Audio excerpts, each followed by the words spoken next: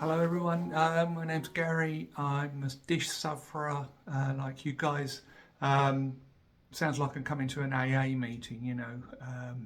I've got dish and I want to talk about it.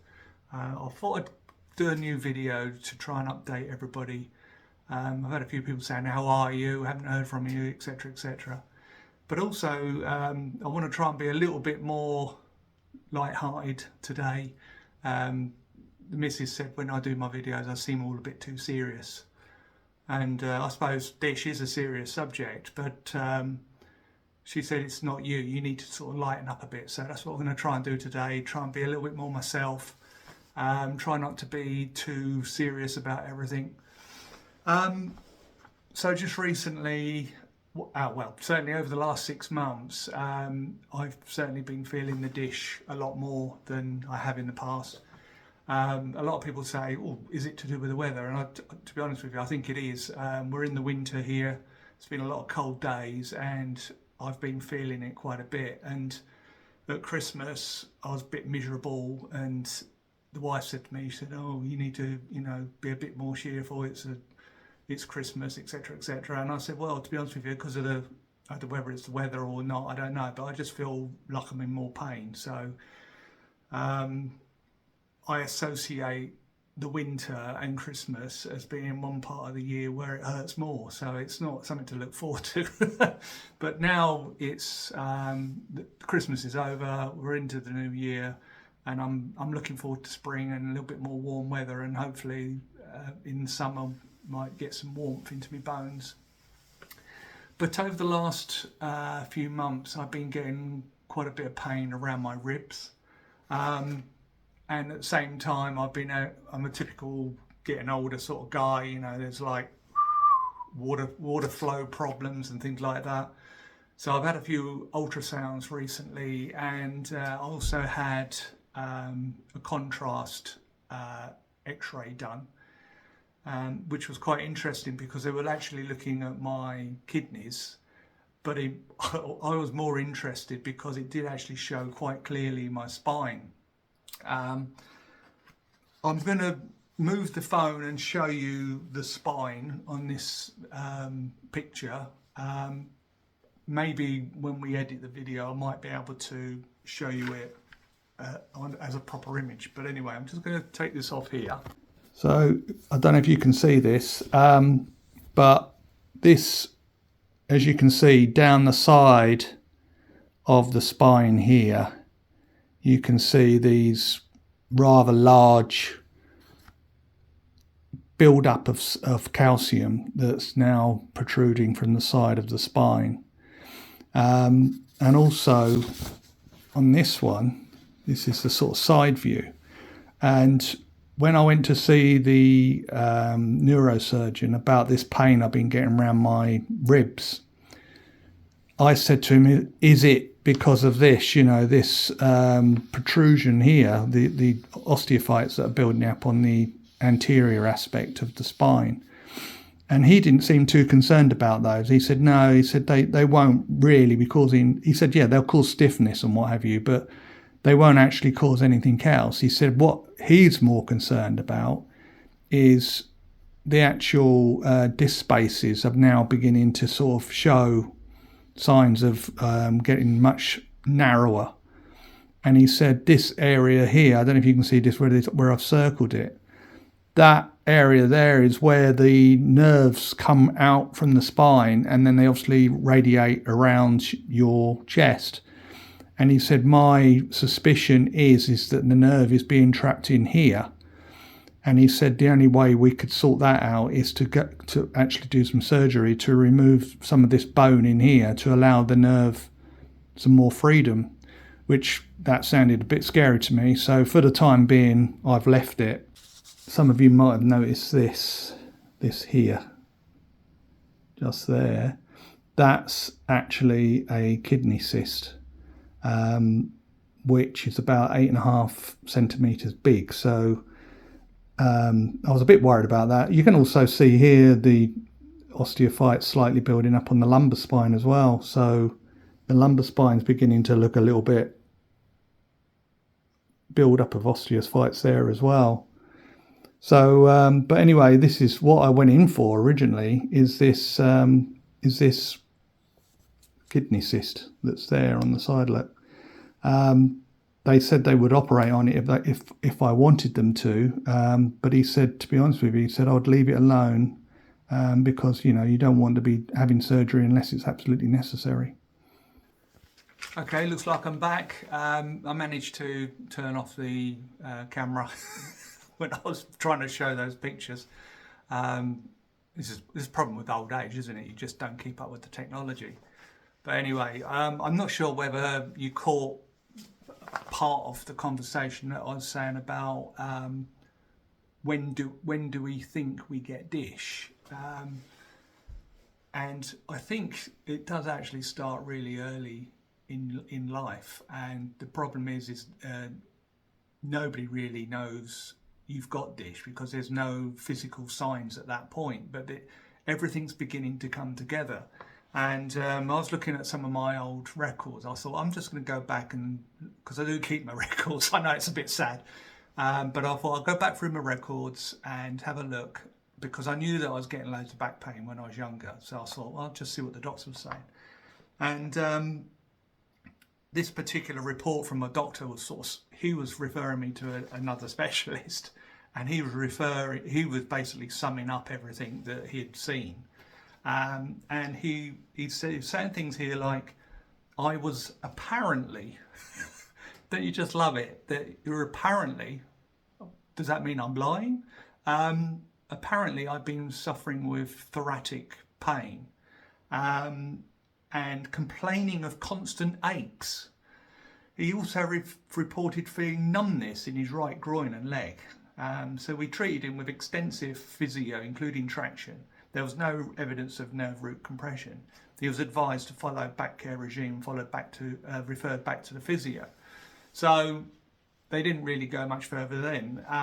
But then they sent me to a rheumatologist, still suffering with back pain and thoracic pain.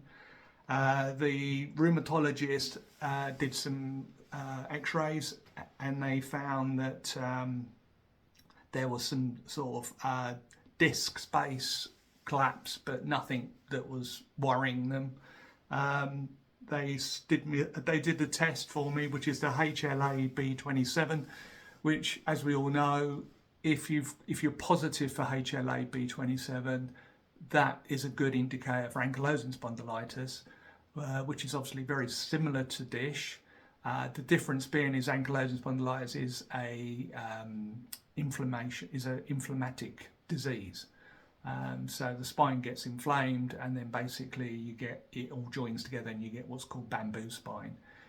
DISH is not an inflammatory condition. It's how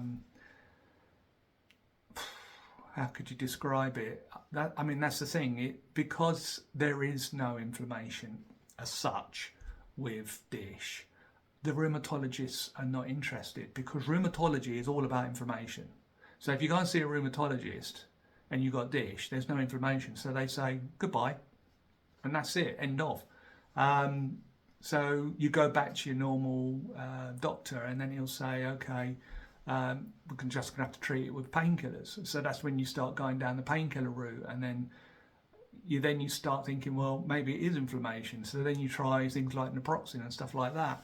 And I've said to certain people on the DISH forum, I don't think DISH is, well, certainly DISH is not an inflammation disease, but because of the process, it does cause local inflammation. So then you treat the local inflammation, which will then give you some benefit, because then you won't be getting the pain that's caused by the local inflammation. So it's a complicated thing. But so there was no HLA-B27. So the diagnosis of ankylosing spondylitis is extremely unlikely. I last saw Mr. Lauer regarding his thoracic pains. We discussed making a private appointment. There are the symptoms suffered, the treatment received, so on and so forth. So even then, back in my 20s, when I was seeing the doctors then, there was something going on, but obviously nobody knew. And I think people didn't really know about dish that much at all in those days. I mean, a lot of people don't know much about it these days, let alone those days. So I do think that dish does start early. And in some people it's diagnosed earlier, some people it's diagnosed when they're later in life. So let's talk about some pain management, because let's face it, with dish, really it's a case of you can't stop dish, you can't stop the process. You can do an awful lot to try and keep yourself moving. You know, if you've seen my other videos, I've talked about doing exercising, stretching, try and do some walking, maybe some swimming. Obviously those exercises depend on where you are in the disease process. If you're really at the back end of dish, you're going to find it difficult to do some of those exercises. If you've only just been diagnosed, you really need to keep moving. You really need to keep stretching, and just keep moving, and take painkillers when you need to. But I've been going backwards and forwards to the doctors about painkillers. You know, I started using opioids. I've started using, you know, codeine and stuff like that. And I know that they're addictive, and it's a bad route to go down. So I said to the doctors, you know, what other options have we got? And we went down the amitriptyline route, and then there's gabapentin and all these sort of things, which are obviously nerve pain medicines. And believe it or not, a lot of the pain with dish is muscle pain. A lot of people would disagree with that. They'll say, "Oh no, it's nerves." And true, once dish has got well established, and you've got problems like I have, where the calcium buildup is starting to close certain areas of your spine where nerves exit, the nerves are going to start getting trapped. And then when those nerves get trapped, that's when you get some nerve pain, which is different from muscle pain. And that's when you're treated with gabapentin and such. But a long process before you get to where the calcium has built to such a degree that it's affecting nerves. The main problem you've got is that your muscles are overcompensating. Well, they're trying to keep your posture correct. And unfortunately, your ligaments, and this is the problem with dish, is your ligaments are weaker. They're degenerating, and these ligaments are no longer supporting your body like they should do. So the muscles then have to take over, and it's that muscle pain that you feel. I mean, I've got it now, you know, right between my shoulder blades, probably because I'm not sitting very well. must try and remember about your posture, okay? Remember your posture. Try and keep your shoulders back. Try and keep your back straight. So yeah, here we go. So I'm sitting straight. I'm much better now. Okay. So the pain of the muscles is what you're feeling. So paracetamol is good for that, and I think in America they call it Tylenol. But also I'm using baclofen, which I think I've told you about before, which is a muscle relaxant. I tend to use that at night. So anyway, I went back to my doctor and I said, is there anything else in the cabinet that you can give me for pain? And I couldn't believe it. He turned, because I've seen my doctor so many times, and he's well versed in dish now because I've sort of given him all the lessons. He said, "Oh, Gary," he said, "have you got any ideas? If you've got any ideas what you want to take?" He said, "I'm quite happy to just prescribe what you want, you know." So I've been doing a bit of research, and there's a drug in America that is not available in the UK, and I can't remember what it's called, but it's a non-opioid painkiller, and it's very strong, and it's only just been released. I mean, if you American guys can remember what it's called, then maybe you could put it in the notes. But when I was looking it up, I was thinking, well, there must be a family of these sort of drugs, and maybe something in the UK that I could suggest. And I come across this, it's called Nefopam, hydrochloride. It's probably back to front, there you go. So I tried these drugs, and apparently they use these if you've had an operation and you're just coming out of an operation. Sometimes they give you these drugs as a painkiller because it is strong. It is stronger than normal paracetamol. And I did try them, and I must admit that they are good for pain, but unfortunately they come with a lot of side effects. One of the side effects that affects me, because I'm an old bloke, is they tend to make you, they tend to stop you peeing very well. And as I already told you, you know, there's problems down there with the bladder and all the rest of it. And of course, these drugs, they're central nerve disruptors. So what they do, it's the nerves inside your body that you don't think about, that's autonomous, if you like. And these things control like your bladder, your heart, and all these sort of things. So what it does, one of the disadvantages is it stopped me peeing properly.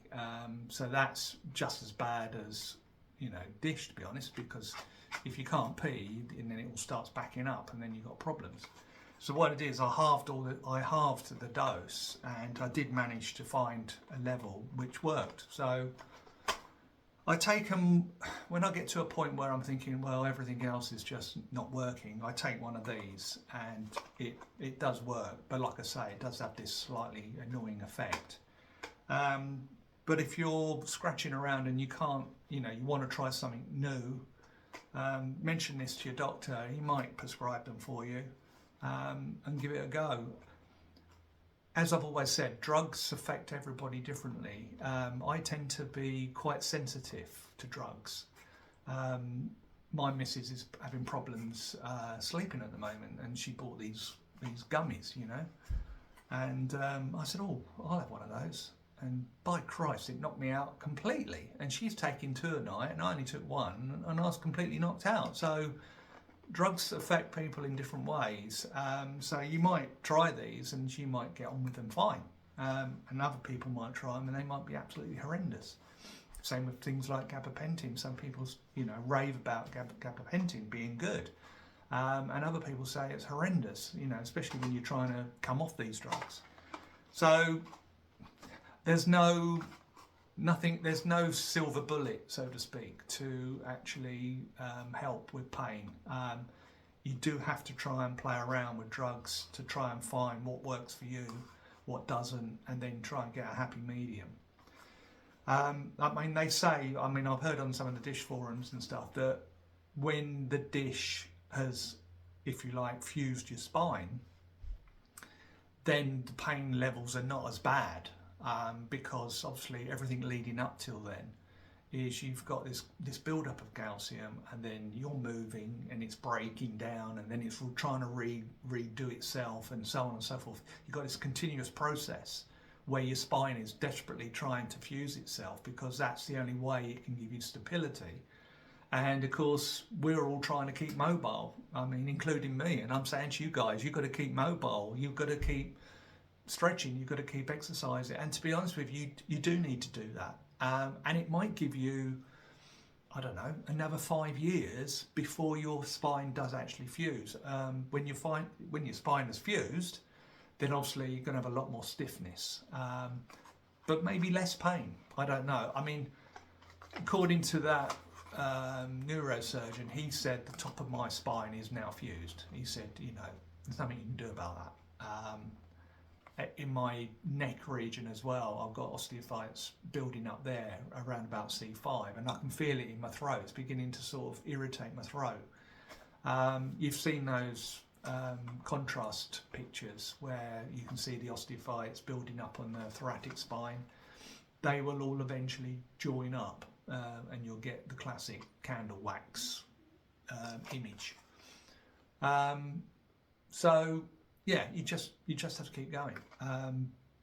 There is, as we know, there is no cure for dish. There's no massive research going on with it. They call it a phenomenon. whatever that means. It's in one of my latest posts on the Dish forum. I said that Dish, if you like, I mean, it is a classic form of arthritis. But arthritis is inflammatory, and of course Dish isn't. But arthritis gives you all these osteophytes, and it shows you where discs are collapsing, and then you get this classic ridging on the side, and then you get build up of calcium and all this sort of stuff. People with knees and like that, they get the same sort of thing. I mean, obviously there's a big overlap. There's osteoarthritis and things like that. DDD, degenerative disc disease. They all sort of blend into each other. If you've got DDD, your discs are collapsing and you're losing disc height. And again, your body's going to say, right, we need to help secure your spine. We need to give you some strength in your spine. So what it does, it starts laying down calcium. And that's what arthritis is basically. It's laying down calcium to strengthen up joints, to give you the strength to carry on. But in the process, it causes other problems, which we all know about. So we're just going around in circles here, aren't we? When I'm really feeling tight in my shoulders, I mean, we all get periods where the pain is not too bad, we can sort of put up with it, but then there's times when I sort of get up in the morning and I've got to go to work. By the way, I'm still working full time, and I get to work and I think, Christ almighty, I've got 8 hours ahead of me and my neck and my shoulders feel like crap, and what I'm trying to do is try and get this to release. So I've got this, I don't know if you can see this. It's basically, you put it around your back, around your neck like this. But you can, I actually lower it so it goes down my spine as well. And then you can put your arms through here. And you can put pressure. And then what you can do is you turn it on here. Don't know if you can hear this. And it's got heat as well. Can you see these balls of fun that are floating around? If I put on the heat, they should be glowing red now. There you go. So what you can do is you can put this on your neck, and you can apply pressure by using your arms here. So I don't know if you can hear it now. It's sort of on the back of my neck, into my shoulders, and it's giving me a thigh massage. A bit like going to a thigh massage, trying to get someone to give you a real good rub down. But this does actually help. It does, because those muscles, if you think about it, they've gone tight. And then the massage motion of these balls, if you like, they're trying to stretch the muscle back out again. So maybe try getting one of these, give it a go.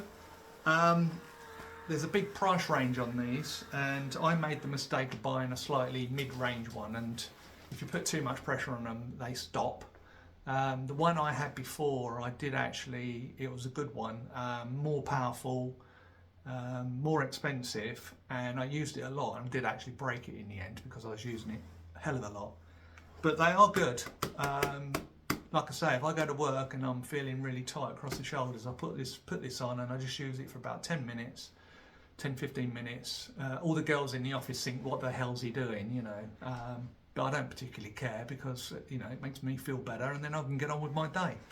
So that's one thing. Another thing I've knocked up for myself is a back brace. Now, I know a lot of people say, oh, no, you shouldn't be wearing brace. You shouldn't brace your back. It's bad for you. Especially if you do it for long periods of time, because then your muscles get weak and all this sort of thing. That's true to a certain extent, but there are days where if you're going to do some lifting or some manual work, like me, I'm doing photography quite a lot, so I'm actually jumping around a studio with a camera. Camera weighs sort of nearly 2 kilos, and you're holding it out like this. And you know, it does start to hurt, and it starts to put pressure on your lower back as well. So I've made this. I don't know if you can see it. elastic, which I've joined together, because I work in a factory where we've got sewing machines. I've got one of the girls to sew this together for me, and it's got Velcro on this end, Velcro this end, and then if I feel my back beginning to get a bit weak, what I do is I put this on. I'm going to try and do this on camera. Alright, so there you can see my midriff here. So I'll put this on round here.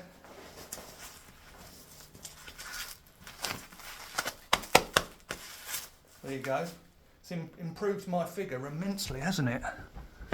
Got rid of all my fat.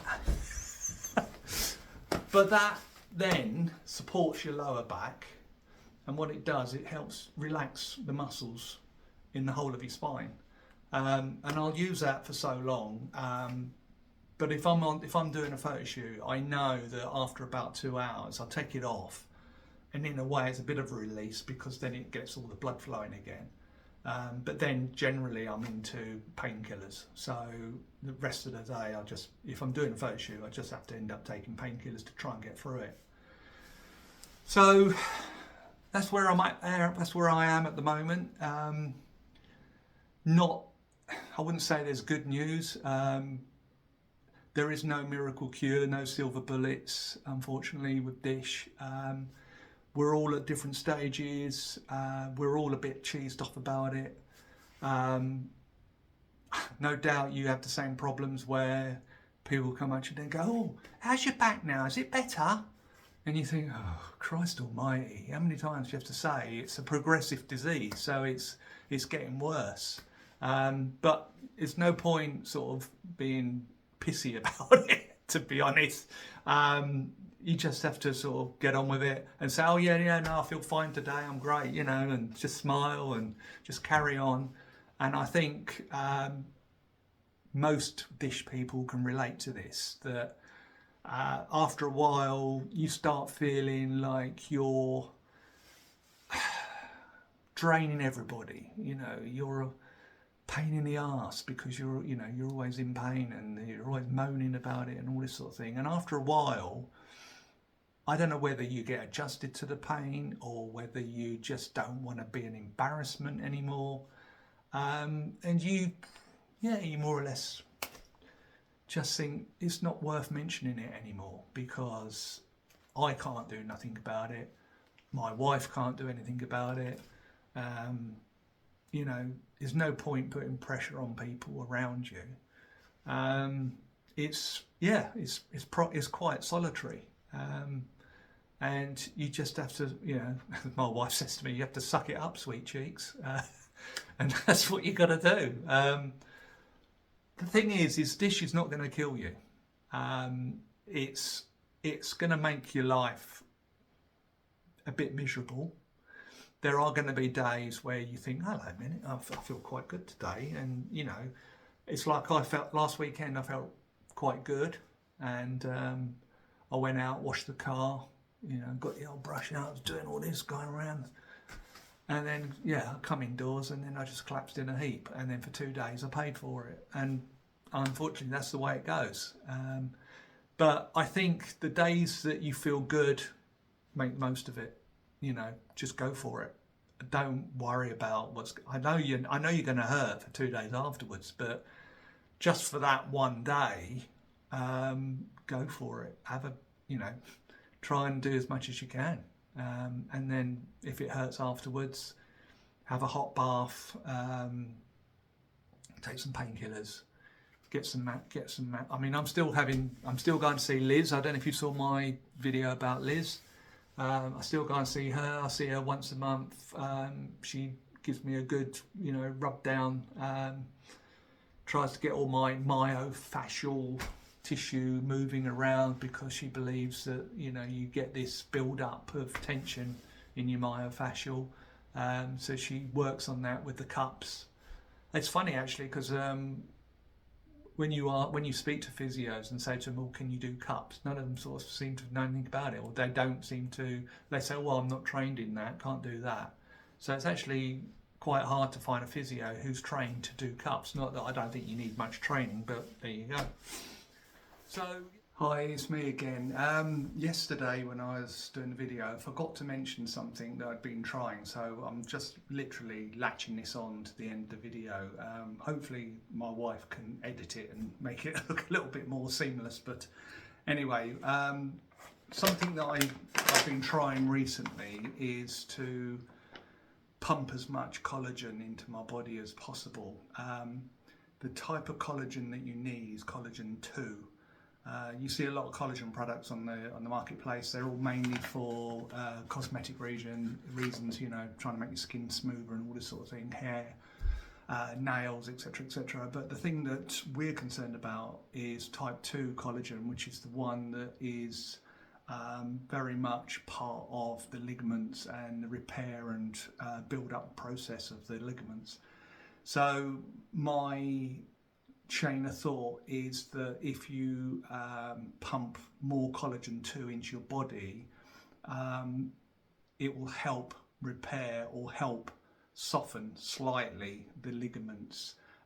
You're not going to stop the process, we all know that, that's part of dish, but if you can pump as much collagen 2 into your body as possible, possibly, and it's not scientifically proven, but I believe it's going to help with the elasticity of the ligaments.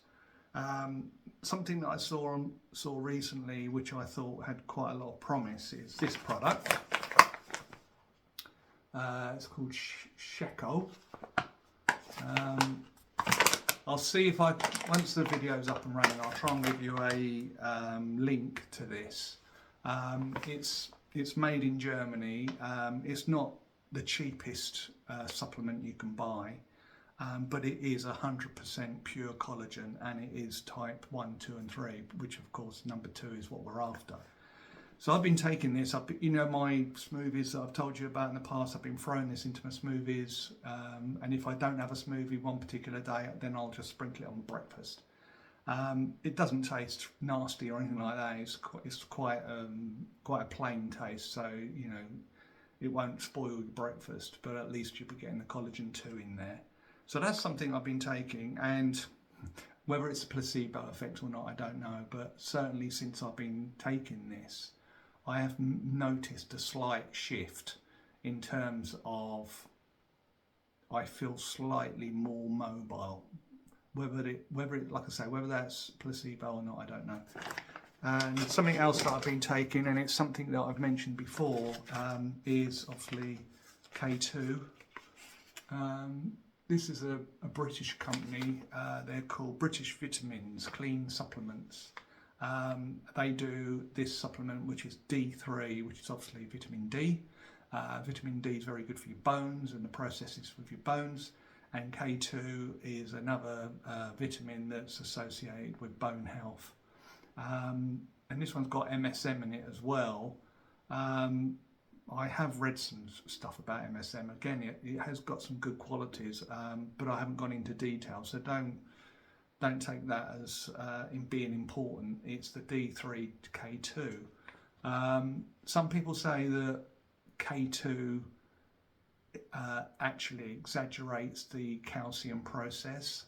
I don't think that's true. I think that K2 actually makes the calcium process better in terms of the way it goes into your bones and not the way it goes into calcium buildup. So what it's doing is it's pushing the calcium in the right direction. So yeah, that's British Vitamins, British Stroke Vitamins. I don't know if you can see that. BritishStrokeVitamins.co.uk. So the guys in the UK can buy this, but I would imagine in America there is something very similar. So that's what I would recommend. So take that with the collagen, and that's what I've been doing recently, and it has helped me quite a bit, I think. Maybe it'll make me look younger, which would be great, wouldn't it? But anyway, I just thought I'd add that onto the video. So yeah, this is the latest update. This is where I'm at. I hope that you've gleaned some information from this today. Maybe you'll see me in another couple of years. I'll I'll try and give you updates when I can. It's just a case of trying to find the time and to sit down and think about it and sort of give you an update to where we are. So anyway, it's good to see you all again. I hope you're all coping well. I hope you're all using some of the strategies that I've shown in some of the videos in the past. I hope that works for you. So for the time being, have a good time and do the best you can, and I'll speak to you soon. Cheers.